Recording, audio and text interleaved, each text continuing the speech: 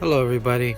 Hey, here's some news regarding the Kilauea volcano in Hawaii.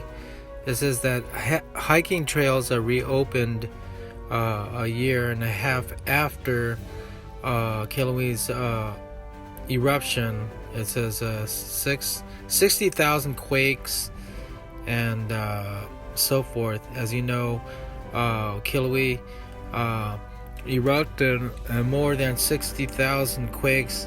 The volcano in the summit was shaking, and so they had now they have visitors who can come and see the long borders that were rumbling through the epicenter of that. This is trails start out with the forest giving away the floor, and then it goes into the crater, which was in 1959 lava lake, a fountain up to 1,900 feet, according to what the information says.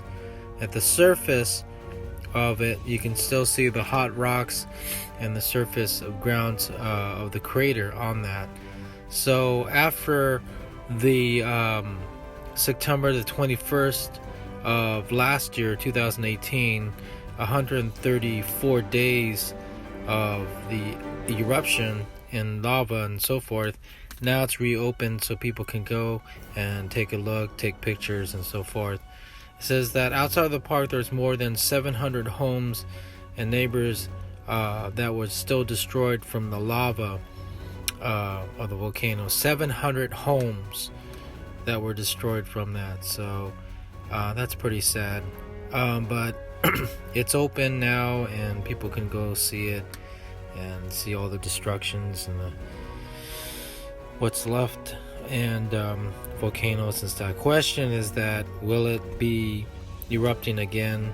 Don't know, but it is still slightly active on there. So that's information regarding the Hawaii volcano, and that's located in the Big Island near I believe the other volcano, which is Malano.